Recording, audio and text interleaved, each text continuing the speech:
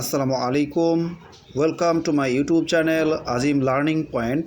প্রিয় শিক্ষার্থী বন্ধুরা, তোমরা সবাই কেমন আছো? আশা করি সবাই ভালো আছো, সুস্থ আছো। আলহামদুলিল্লাহ, আমিও ভালো আছি। শিক্ষার্থী বন্ধুরা, তোমরা যারা অষ্টম শ্রেণীতে পড়তেছো এবং জুনিয়র বৃত্তি পরীক্ষা 2025 দিতে চাও, তারা এই ক্লাসটি করো। চলে আছি মূল পড়ায়। তোমাদের এই ক্লাসে আমি শেখাবো হচ্ছে বাংলাদেশ ও বিশ্ব পরিচয়ের বেশ গুরুত্বপূর্ণ কিছু এমসিকিউ প্রশ্নের উত্তর, যেটা হচ্ছে জুনিয়র বৃত্তি পরীক্ষা 2025-এর নমুনা প্রশ্ন হিসেবে উপস্থাপন করা হয়েছে। আমি এখানে মোট 10টি এমসিকিউ শেখাবো, যেগুলো তোমাদের পরীক্ষার জন্য হয়তো অনেক গুরুত্বপূর্ণ রয়েছে। মাৎসন্যায় কোন ভাষার শব্দ? এটা হচ্ছে সংস্কৃত। তাহলে মাৎসন্যায় কোন ভাষার শব্দ? সংস্কৃত শব্দ। প্রত্ন শব্দের অর্থ কী? পুরনো। এরপর হচ্ছে বাংলাদেশের মানচিত্র খচিত জাতীয় পতাকা প্রথম উত্তোলন করা হয় 1971 সালের কত তারিখে?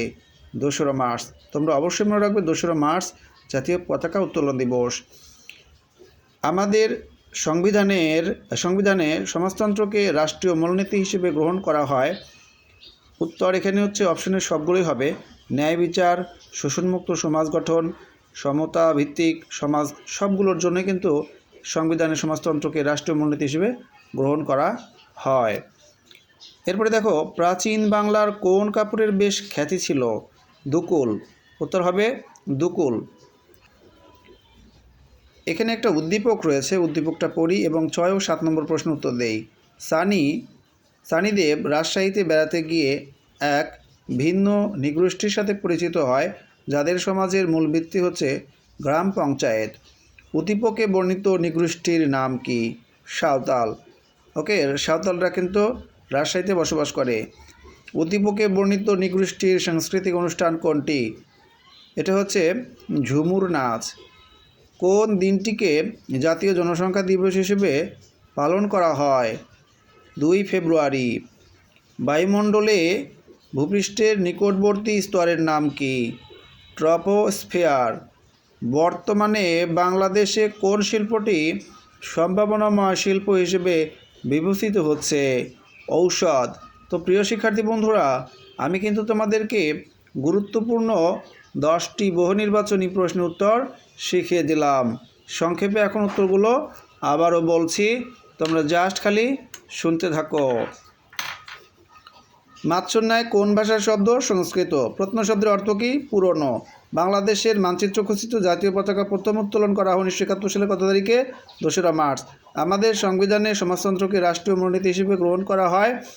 অপশনের সবগুলোই। প্রাচীন বাংলার কোন কাপড়ের বেশ খ্যাতি ছিল? দুকুল। এরপরে হচ্ছে, যাই হোক, এখানে উদ্দীপক রয়েছে, সাঁওতালরা বসবাস করে, সাঁওতালরা কিন্তু রাজশাহীতে বসবাস করে, এটা আমরা জানলাম। এবং তাদের সাংস্কৃতিক অনুষ্ঠান হচ্ছে ঝুমুর নাচ। আর জাতীয় জনসংখ্যা দিবস হলো 2 ফেব্রুয়ারি।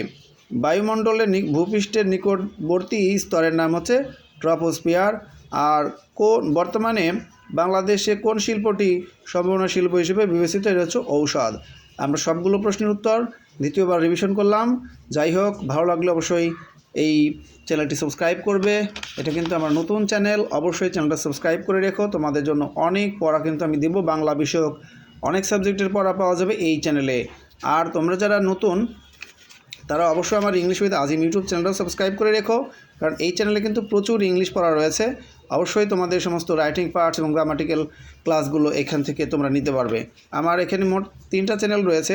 3টা চ্যানেলের মধ্যে ইংলিশ উইথ আজিম, এটা হচ্ছে বেশি কাজ করি এই চ্যানেলে, বাট এই চ্যানেলগুলো একটু কম চালানো হয়। তারপরেও আমি সিদ্ধান্ত নিয়েছি বর্তমানে সবগুলো চ্যানেলেই ভালোভাবে ভিডিওগুলো আপলোড করব, অর্থাৎ নিয়মিত পড়াশোনার ভিডিও আপলোড করব। সবাই আমার এই 3টা চ্যানেল সাবস্ক্রাইব করে দিও প্লিজ বন্ধুরা। লেখাপড়া করলে অবশ্যই লেখাপড়া করার মতো করতে হবে, আর যারা সাহায্য করতে চায় তাদেরকে অবশ্যই ফলো করা বা তাদের কথা শোনা অবশ্যই ভালো। আমি তোমাদের জন্য কাজ করি। যাই হোক, অবশ্যই তোমরা আবার সাপোর্টে থাকবা। আল্লাহ হাফেজ।